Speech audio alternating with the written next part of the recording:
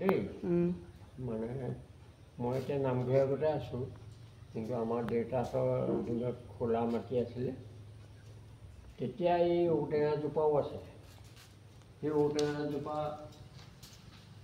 মানে হেৰি সপোনত দেখুৱাই তেনেধৰণে দেখা মতে আমাৰ গাঁৱৰ ৰাইজে ইটো সিটো শৰাই ঢাকুৰা দি প্ৰমাণ চালে প্ৰমাণত সকলোখিনি পালে যে যিটো বাঞ্ছা কৰে সেইটো ধৰণে ফলৱতী হৈছিলে তাৰ পৰা আকৌ হাতীয়ে আহিছিলে দেই এবাৰ নহয় হাতী এইফালে যেতিয়া সোৱণশিলে যায় আগতে এইফালে দিয়ে যায় কিছুমান হাতী তেতিয়া সেৱা কৰি যায় সেইখিনি মানে হাতীয়ে সেৱা কৰি যায় হাতীয়ে সেৱা কৰি যায় ডাঙৰীয়া এনেকৈ আমাৰ সমাজ এখন গোট খাই আৰু ধৰি লওক যে ইয়াৰ এজন ডাঙৰীয়া আছে আমি তেখেতক পালন কৰা হ'ব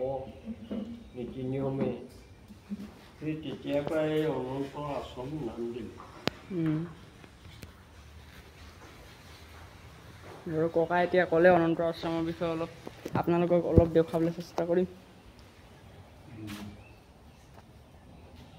আমাৰ ভিতৰৰ এই বিষয়ে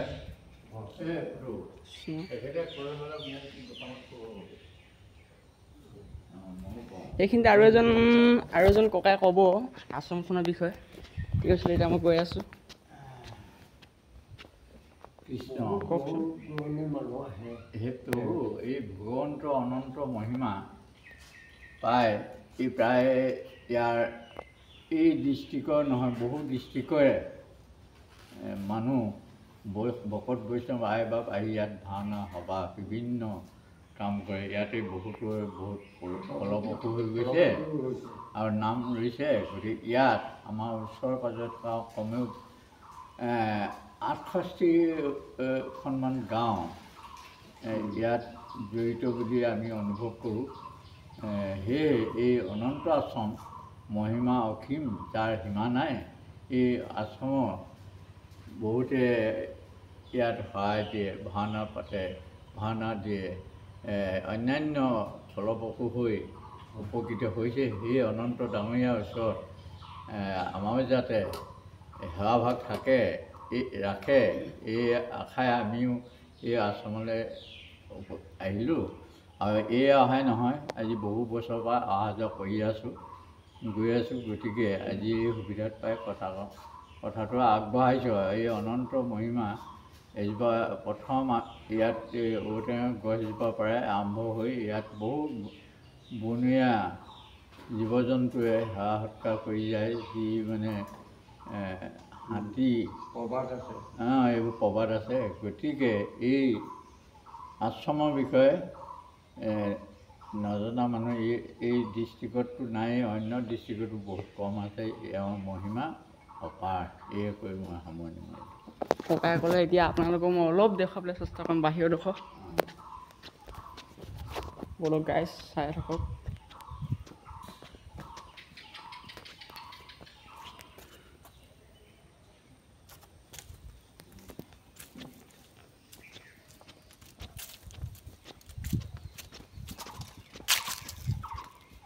কিমান সুন্দৰ পৰিৱেশ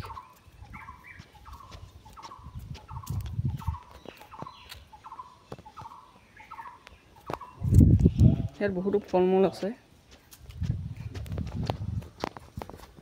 আৰু ইয়াতে মানুহে আহি পায়স বনায় আৰু সেৱা সৎকাৰ কৰি ঘৰলৈ যায় আশীৰ্বাদ লৈ ইয়াতে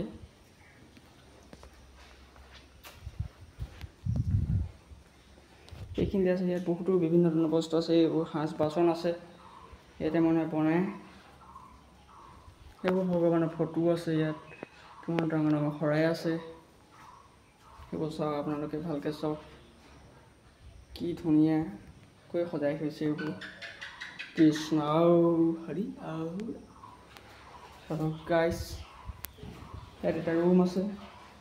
সেইটো মানুহ থাকোঁ বুলিয়ে থাকিব পাৰে ইয়াত এটা খাল আছে এই খালটোত কাছ ওলায় এই খালটো